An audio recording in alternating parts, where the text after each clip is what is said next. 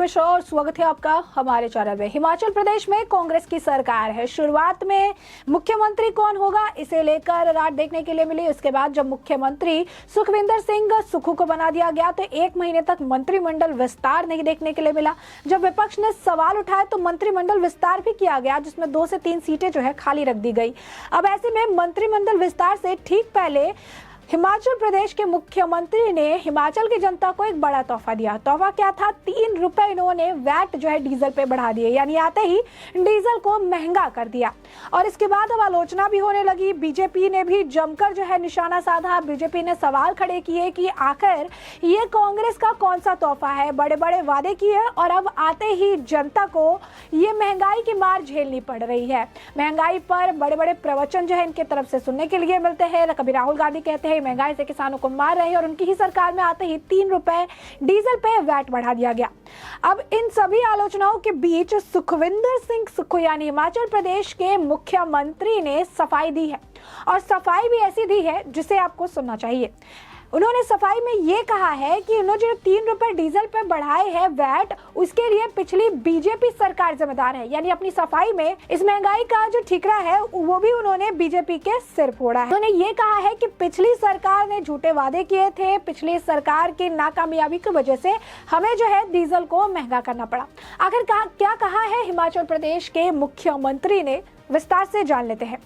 हिमाचल प्रदेश के मुख्यमंत्री सुखविंदर सिंह सुक्खू ने कहा कि बीजेपी की पिछली सरकार ने वित्तीय कुप्रबंधन के कारण राज्य सरकार को डीजल पर वैट बढ़ाने का कड़ा फैसला लेने के लिए मजबूर होना पड़ा।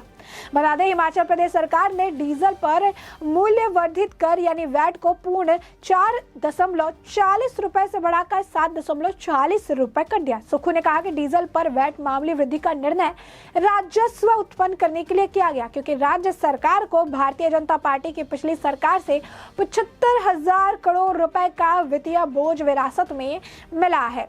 मुख्यमंत्री सुक्खू ने कहा कि पिछली सरकार ने उपचुनाव में भाजपा की करारी हार के बाद लोगों को मूर्ख बनाने के लिए डीजल और पेट्रोल पर वैट घटा दिया था।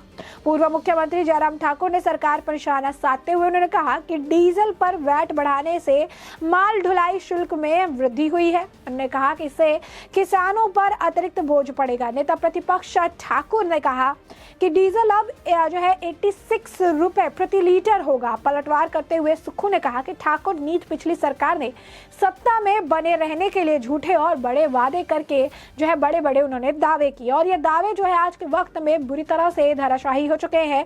उन्हें जो है जनता को धोखा दिया। अपने कार्यकाल में आखिरी 6 महीने के दौरान बिना कोई बजटीय प्रावधान के लिए 900 से अधिक संस्थानें उन्होंने खोले। उन्होंने कहा कि संस्थानों को प्रभावी ढंग से संचालित करने के लिए 5,000 करोड़ रुपए से अधिक की जरूरत है। मुख्यमंत्री ने कहा कि अजीब है कि भाजपा मुख्य सदस्य सचिवों की नियुक्ति सरकार के फैसले पर सवाल भी उठा रही है।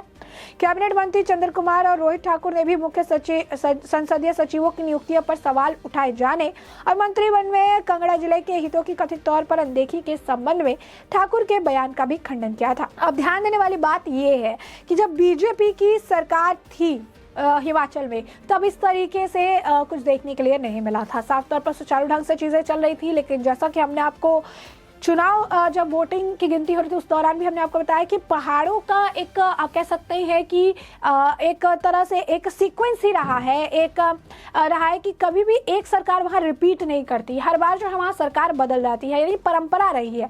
और इस वक्त भी ऐसा ही कुछ लग रहा था, नेक टू नेक कॉम्पिटिशन था। उसके बाद कांग्रेस ने वहाँ जो है सत्ता हासिल कर ली। तो ये पहाड़ों का एक रहा है परंपरा, वो कभी भी एक सरकार को दोबारा मौका नहीं देते हैं। सरकार बदलते रहते हैं ताकि एक तरह से मौका मिले और उन्हें क्लियर विजन मिले कि कौन सी सरकार काम कर रही है, कौन सी सरकार बेहतर है। तभी पॉसिबल है जब सभी सरकारों को एक बार मौका देकर देखा जाए। तो ये बहुत ही आप कह सकते हैं कि पहाड़ों के जो लोग हैं उनके एक बहुत ही स्मार्ट मूव है कि हमेशा सरकार बदल के एक तरह से देखते हैं कि कौन बेहतर काम कर सकता है। अगली बार उन्हें सत्ता में आना है तो उन्हें बेहतर काम करना पड़ेगा ताकि हमारे पास अपॉर्चुनिटी हो उन्हें वोट देने की, उनके पास अपॉर्चुनिटी हो कि 5 साल में कुछ करके दिखाए।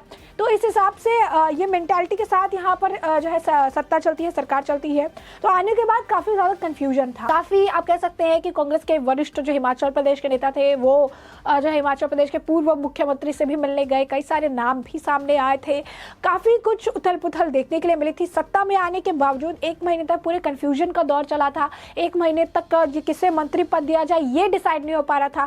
फिर ये उन्होंने देखा कि विपक्ष से लेकर लगातार उन्हें घेर रही है, किस तरीके से काम चलेगा, किस तरीके से सारी चीजें की जाएगी। 1 महीने तक कोई मंत्रिमंडल विस्तार नहीं है, कोई काम नहीं हो रहा है, कुछ नहीं हो रहा है। इसके बाद सुक्खू ने कहीं ना कहीं विपक्ष का मुंह बंद करने के लिए उन्होंने मंत्रिमंडल विस्तार कर लिया, जिसमें भी जैसा कि हमने आपको शुरू में बताया था कि 2-3 मंत्री पद जो है उसे छोड़ के रखा जाएगा ताकि इसे फ्यूचर में इस्तेमाल किया जा सके अपने काम को कराने के लिए, और वही देखने के लिए भी मिला। पूरा मंत्री पद इन्होंने नहीं भरा, लेकिन ठीक उससे 1 दिन पहले ही उन्होंने डीजल पर 3 रुपए वैट बढ़ा दिए, जिसे लेकर सरकार की किरकिरी होने लगी और जनता के लिए भी बड़ा शौक था। उन्हें एक तरह से आप कह सकते हैं कि उम्मीद थी कि ये सरकार, जब नई सरकार है ये आएगी तो जनता के लिए कुछ करेगी, लेकिन आते ही इन्होंने जनता के लिए महंगाई बढ़ाने का काम किया।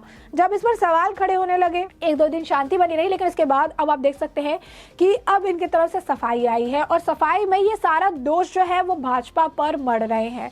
अब ध्यान देने वाली बात ये भी है कि पिछली सरकार ने क्या काम किए उससे अभी की सरकार क्या काम कर रही है, इसको इन्होंने कंपैरिजन में डाल दिया कि ये लोन करके रखा हुआ है, ये सारी चीजें हैं। फिर ये कहते हैं राजस्व बढ़ाने के लिए भी जरूरी है, यानी जो डिसीजन इनके खुद का है, जो डिसीजन ये अपने राजस्व को बढ़ाने के लिए कर रहे हैं, जिसके लिए वो कह भी रहे हैं कि इससे प्रॉफिट होगा, सारी चीजें होगी, उसका जो है पूरा ठिकरा ये बीजेपी पर फोड़ रहे हैं कि बीजेपी ने ऐसा किया, क्योंकि बीजेपी ही थी जो सवाल उठा रही थी। कल जब आपको बता दें कि पिछले दिनों जब ये 3 रुपए डीजल पर इन्होंने वैट बढ़ाया, तब भी बीजेपी सवाल कर रही थी कि ये बड़ा तोहफा दे दिया है कांग्रेस ने सरकार सत्ता में आते ही हिमाचल प्रदेश की जनता के लिए, ये बड़ा तोहफा दे दिया है। तो बीजेपी तंज कस रही थी और यही कारण है कि सुक्खू को ये समझ नहीं आया कि इस जो सवाल उठ रहे हैं इनका जवाब हम क्या दें। अब लोग कह रहे हैं कि अब ये नया केजरीवाल है, क्योंकि केजरीवाल की भी आदत है कि प्रदेश में कुछ भी हो जाए उसका ठिकरा जो है वो बीजेपी के सिर फोड़ देते हैं। मोहल्ला क्लिनिक वालों को 3 महीने सैलरी नहीं मिली, बीजेपी जिम्मेदार है। महिलाओं की सुरक्षा नहीं हो पा रही है, बीजेपी जिम्मेदार है।